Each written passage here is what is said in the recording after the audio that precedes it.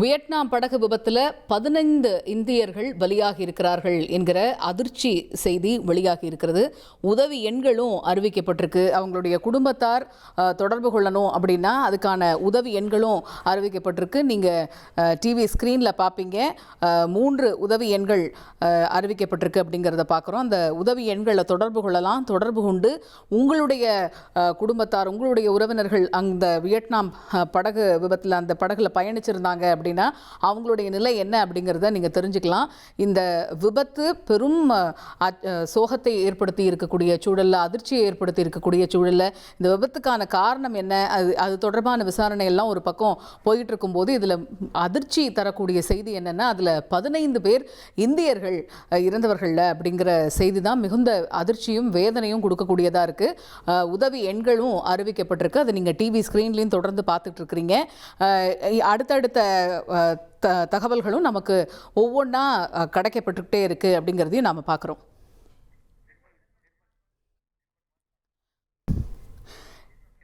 இந்த வியட்நாம் படகுல பயணித்த பழனியை சேர்ந்த நிர்மல்குமார் இப்போ நம்முடைய இணைப்பில் இருக்கிறாரு. அவரிடம் பேசுவோம். நிர்மல்குமார், இப்போ நீங்கள் எப்படி இருக்கிறீங்க? இந்த மொத்தம் எவ்வளவு படகுல எல்லாரும் பயணிச்சிங்க?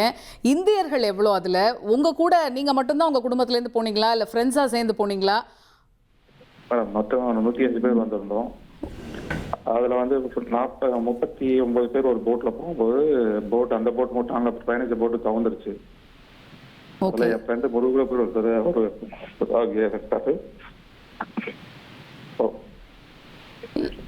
இல்லை, அந்த படகுல வந்து எவ்வளவு பேர் அனுமதிக்கப்படணுமோ அந்த நம்பர்ஸ் தான் அந்த படகுல ஏத்துனாங்களா? இது முறைப்படி பிளான் பண்ணி ஒரு சுற்றுலா மாதிரி பிளான் பண்ணி போன ஒரு படகு பயணமா? இது என்னது இது சார்? ஆமா மேடம், பிளான் பண்ணி போன படகு தான். சரி, அது நாங்க ஒரு தீவுல இருந்து மறுபடியும் வேற இதுக்கு போகும்போது அந்த போட் அலையில அடிச்சு அப்படி கவுந்துருச்சு. இல்ல இப்ப வந்து அப்ஸ் அண்ட் டவுன் ஆனங்காட்டிக்கு இப்ப 20 பேர் வெளியே வந்துட்டு அந்த போட்டுக்குள்ள மொத்தம் ஒரு 15 பேர் மாட்டிக்கிட்டாங்க.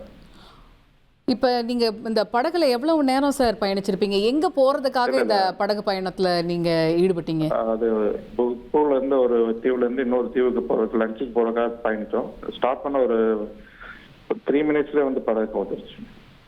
அப்ப நீங்க ரொம்ப தூரம் டிராவல் பண்ணிருக்க மாட்டீங்க இல்லையா? நீங்க ஏறினதுல இருந்து ரொம்ப முறை தேவைப்படல. ஏன்னா 3 நிமிடங்கள் தான் சொல்லியிருக்கிறீங்க. அப்ப இறங்கி உடனே வர முடியலையா, காப்பாற்ற முடியலையா? இல்ல, அதான் போர்டு வந்து க்ளோஸ்டு போட்டு. ஓகே. சோ ஜன்னல திறந்து வெளியே வரவங்க மட்டும் வெளியே வந்தோம். கொஞ்சம் உடம்பு அதிகமா இருக்கவங்க வெளியே வர முடியல. அதுக்கு போட்டு தலையில வந்துருச்சு. அந்த காட்சிகள் நாங்க பார்க்கும்போது அங்க ரொம்ப அந்த நீர் வந்து வாபிள் ஆறதெல்லாம் நிறைய பார்க்குறோம். அங்க காத்து ரொம்ப பயங்கரமா இருந்துச்சா? என்ன காரணத்தினால படகு விபத்து நடந்ததுன்னு நீங்க நினைக்கிறீங்க? அலை அதிகமா வந்தங்காட்டிதான். இல்ல, பொதுவா இப்ப அங்க இதுக்கு பிளான் பண்றாங்க இல்லையா, அவங்களுக்கு வந்து எந்த நேரத்துல இது ரொம்ப ஜாஸ்தியா இருக்கும், அலை எப்ப காற்று அதிகமா இருக்கும், இது எல்லாமே அங்க இருக்கிறவங்களுக்கு பிளான் பண்றவங்களுக்கு தெரியும். அது சம்பந்தமா எந்த அறிவுறுத்தலும் கொடுக்கப்படலையா? ஃபர்ஸ்ட் வந்து அந்த டிரைவர் வெளியே அளவு இருந்தவனா டிரைவர் போட் டிரைவ் பண்றவர் அவுட் வெளியே குதிச்சிட்டாரு. அப்போங்க போட் கவுந்துக்காரு. மிச்சம் எல்லாருமே தனியாக வெளியே குதிக்க ஆரம்பிச்சிட்டோம். சில பேர் ஜன்னல் வெளியே வர முடியல. அதுக்குள்ள தண்ணி ஒரு செகண்ட்ல தண்ணி உள்ள வந்துருச்சு. போட் அப்ஸ் அண்ட் டவுன் ஆயிடுச்சு.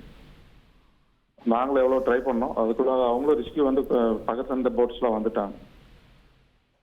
இப்போ உங்க குடும்பத்திலேருந்து நீங்க மட்டும்தான் வந்திருக்கிறீங்களா சார்? நானும் என் ஃப்ரெண்டு முருகப்பு, அதான் என் ஃப்ரெண்டு வந்து அவர் தரவிட்டாரு. இப்போ இப்போ இப்போ மீட்பு பணியெல்லாம் அங்கே எப்படி போயிட்டு இருக்குது? இப்போ மற்றவங்களை அங்கேருந்து மீட்டுட்டாங்களா? இதில் காயமடைஞ்சிருக்கிறவங்க நிறைய பேர் இருப்பாங்க. அவங்களெல்லாம் கொண்டு போயிட்டாங்களா சிகிச்சை கொடுக்கறதுக்கு? என்ன நிலைமை அங்கே இருக்குது? இப்போ நீங்கள் என்ன பார்க்குறீங்க? 15 பேர் இறந்துட்டாங்க. அவங்கள ஹாஸ்பிட்டல் வச்சிருக்காங்க. இப்போ நீங்கள் வந்து இப்போ நீங்க திரும்பவும் ஊர் திரும்புறதுக்கு என்ன நடவடிக்கை எடுக்கணும்னு எடுக்கப்படும் சொல்லியிருக்கிறாங்க. இப்ப முருகப்பிரபுவுடைய நிலைமை எப்படி இருக்குது? அவங்க எப்படி நீங்க திரும்ப பழனி கொண்டு வர போறீங்க? முருகப்பிரபு அவரை நான் பார்க்கணும். ஹலோ, புரியுது. முருகப்பிரபு இறந்துட்டாங்க மேடம். அவங்களை என்ன பார்த்து எம்பசில இருந்து வரேன் இருக்காங்க. அவங்கள பார்த்து பேசிட்டு என்ன ஸ்டெப் இப்போ இதில் இந்த விபத்தில் வந்து மொத்தம் எத்தனை பேர் சார் இறந்துருக்குறாங்க? இப்போ எத்தனை பேர் இன்னும் தீவிர சிகிச்சையில் இருக்கிறாங்க? அதை பற்றி உங்களுக்கு ஏதாவது தெரியுமா? 15 பேர் இறந்துருக்காங்க. ம், ம். அதில் 8 பேர் தமிழ்நாடு, 2 பேர் கேரளா, பேலன்ஸ் எல்லாம் கர்நாடகா. இப்போ அதில் 2 பேர், அதில் 15 பேரில் வந்து 8 பேர் தமிழர்கள், அப்படி தானே சொன்னீங்க சார்? ஆமாம் ஆமாம்.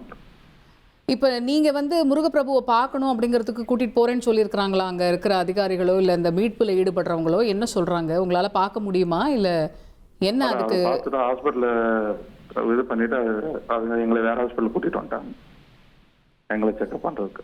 அவர் இறந்ததுக்கப்புறம் கன்ஃபர்மேஷன் பண்ணிட்டு கூப்பிட்டு வந்துட்டாங்க. இப்போ நீங்கள் இன்னும் அவரை பார்க்கல இல்லைங்களா?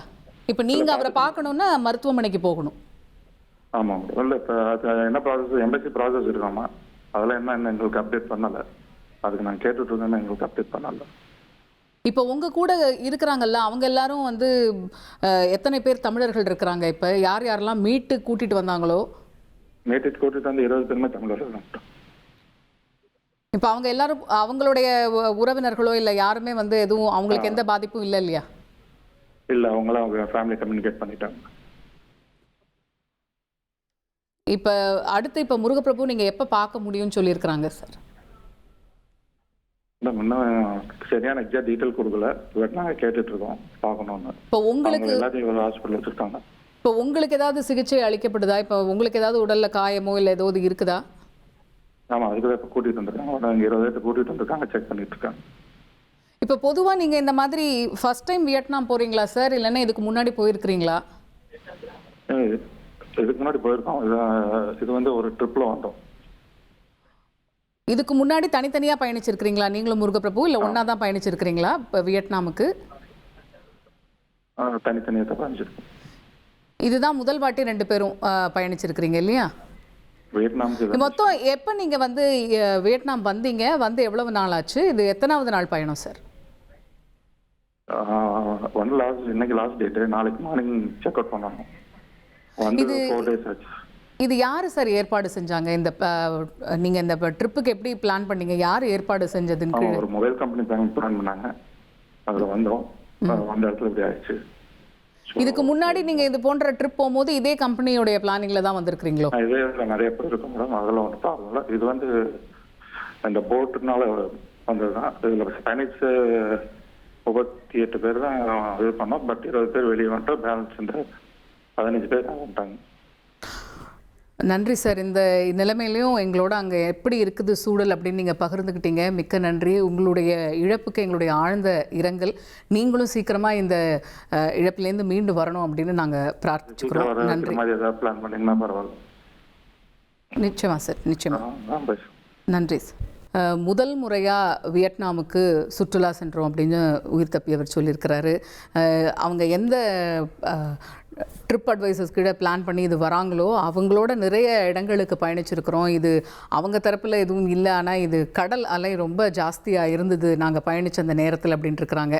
இவங்க ஒரு தீவிலிருந்து இன்னொரு தீவுக்கு பயணிக்கிறதுக்காக தான் இந்த படகுலையே ஏறி இருக்கிறாங்க. ஏறின 3வது நிமிஷத்திலே இது போன்று விபத்து நிகழ்ந்திருக்கு அப்படிங்கிறது சோகத்தின் உச்சம் அப்படின்னு தான் பார்க்கணும்.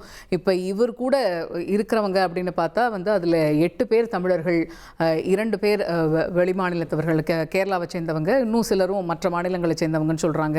8 பேர் வந்து இதில் தமிழர்கள் இப்போ பத்திரமாக பாதுகாப்பாக இருக்கிறாங்க. அவங்களுக்கு எந்த பிரச்சனையும் இல்லை. அவங்களுடைய குடும்பத்தார்கிட்ட அவங்க கம்யூனிகேட் பண்ணிட்டாங்க அப்படின்னு சொல்கிறாரு. இதில் வந்து துரதிருஷ்டவசமாக பழனியைச் சேர்ந்த முருகப்பிரபு உயிரிழந்தது சோகத்தின் உச்சமாக இருக்கிறது. ஒட்டுமொத்தமாக வந்து இந்தியர்கள் அப்படின்னு பார்க்கும்போது இதில் 15 பேர் இருந்திருக்கிறாங்க அப்படிங்கிறது வேதனை தரக்கூடிய ஒரு செய்தியாகத்தான் இருக்கிறது. கடல் வந்து ரொம்ப சீற்றத்தோடு காணப்பட்டது அப்படின்னு உயிர் தப்பியவர் சொல்லியிருக்கிறாரு. பொதுவாக ஒரு இடத்துக்கு ட்ராவல் பண்ணுறவங்க அப்படிங்கிறத தாண்டி இது போன்ற ஒரு படகு பயணம்லாம் போகும்போது அங்கே பிளான் பண்ணுறவங்களுக்கு இந்த கடலுடைய தன்மை எப்படி இருக்குது, இப்போ ட்ராவல் பண்ணலாமா என்ன அப்படிங்கிறது எல்லாமே அத்துப்படியாக தெரியும். அப்படி இருக்கும்போதும் இது போன்ற ஒரு பயணத்தை ஏன் முன்னெடுத்தாங்க அப்படிங்கிற ஒரு கேள்வி இந்த இடத்துல எழுது. இது எப்படி இதை பிளான் பண்ணாங்க அப்படிங்கிற ஒரு விஷயமும் இருக்குது. ஏன்னா படகு ஒரு தீவுலேருந்து இன்னொரு தீவுக்கு புறப்பட ஆரம்பித்து 3 நிமிடங்கள் இது போன்ற ஒரு சம்பவம் நடக்குதுன்னா அப்போ எந்த அளவுக்கு அங்கே கடல் சீற்றம் இருந்திருக்கும் அப்படிங்கிறத நம்ம நினச்சி பார்க்கணும். இனி செல்லும் இடமெல்லாம் செய்தி. தந்தி டிவியின் வாட்ஸ்அப் சேனலை ஃபாலோ பண்ணினா செல்லருக்கும் இடமெல்லாம் செய்தி. இதோ QR கோட் இப்பவே ஸ்கேன் பண்ணுங்க, ஃபாலோ பண்ணுங்க.